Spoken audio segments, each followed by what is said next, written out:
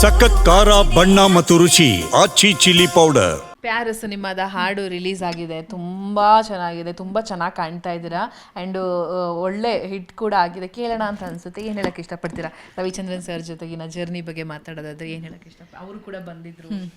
ನಂಗೆ ರವಿ ಸರ್ನೇ ಮುಂಚೆಯಿಂದನೂ ಇಷ್ಟ. ಅವ್ರ ರೊಮ್ಯಾಂಟಿಕ್ ಸಾಂಗ್ಸ್ ಅದೆಲ್ಲ ನಾನು ಇವಾಗಲೂ ಕೇಳ್ತಿರ್ತೀನಿ. ಹೇಗೆ ಅಂದರೆ ಅವ್ರ ಮೂವಿಲಿರೋ ಹೀರೋಯಿನ್ಸ್ ಸ್ಯಾರಿ, ಅವ್ರು ಯಾವಾಗಲೂ ಹೀರೋಯಿನ್ಸ್ನ ಸ್ಯಾರಿಲಿ ತೋರಿಸ್ತಾರೆ ಅಲ್ಲ, ಅವೆಷ್ಟು ಚೆನ್ನಾಗಿರ್ತಾರೆ, ಎಷ್ಟು ಚೆನ್ನಾಗಿ ಹೀರೋಯಿನ್ನ ತೋರಿಸ್ತಾರೆ.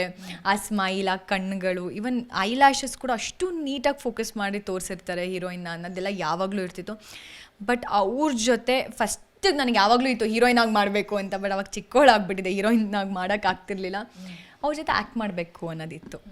ಅದು ಈ ಥರ ನನಗೆ ನೆರವೇರ್ತು. ಫಸ್ಟ್ಗೆ ರವಿ ಸರ್ ಅಂತ ಅಂದಾಗ ಸಿಕ್ಕಾವಡೆ ಖುಷಿ ಆಯಿತು. ಬಿಗ್ ಬಾಸ್ ಮನೆಗೆ ಯಾರೋ ನನಗೆ ಗೊತ್ತಿರೋರು ಯಾರೋ ಇಬ್ಬರು ಬಂದಿದ್ದಾರೆ ಬಿಗ್ ಬಾಸ್ ಮನೆಗೆ ಅಂತ ಫೀಲ್ ಆಯಿತು ನನಗೆ. ಯಾಕಂದರೆ ಯಾರನ್ನೂ ನಾವು ನೋಡಿರಲ್ಲ ಅಲ್ಲಿ.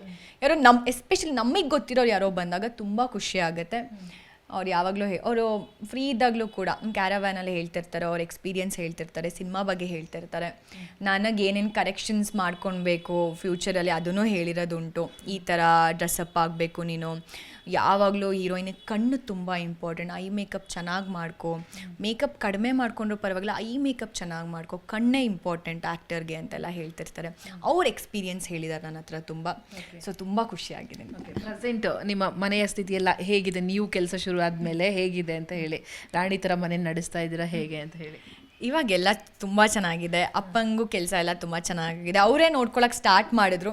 ಇವಾಗ ಏನಿದ್ರು ನಾನು ನನ್ನ ತಮ್ಮನ ನೋಡ್ಕೋತಾ ಇದ್ದೀನಿ. ಯಾಕಂದ್ರೆ ಅವ್ನು ಇವಾಗ ಸೆಕೆಂಡ್ PU ಮುಗಿಸಿ ಕಾಲೇಜ್.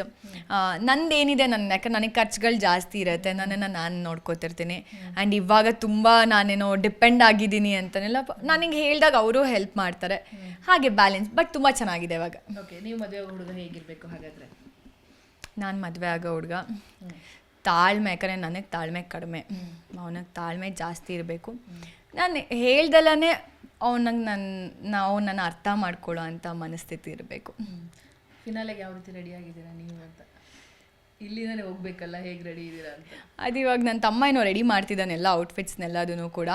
ಇನ್ನು ಇಲ್ಲಿ ಇಂಟರ್ವ್ಯೂ ಅನುಬಂಧ ಹೀಗೆ ಓಡಾಡ್ತಿದ್ದೀನಿ. ಇನ್ನು ಫಿನಾಲೆ ಬಗ್ಗೆ ಯೋಚನೆನೂ ಕೂಡ ಮಾಡಿಲ್ಲ. ಇಂಟರ್ವ್ಯೂ ಎಲ್ಲ ಮುಗಿಸ್ಕೊಂಡು ಅದ್ರ ಬಗ್ಗೆ ಯೋಚನೆ ಮಾಡ್ತೀನಿ. ಹೇಳೋದಿದ್ರೆ ಯಾರಿಗೆ ಹೇಳೋಕ್ಕೆ ಇಷ್ಟಪಡ್ತೀರಾ ನಿಮ್ಮ ಜರ್ನಿಲಿ ಇಲ್ಲಿ ಗಂಟ ನಿಮಗೆ ಸಾಥ್ ಕೊಟ್ಟು?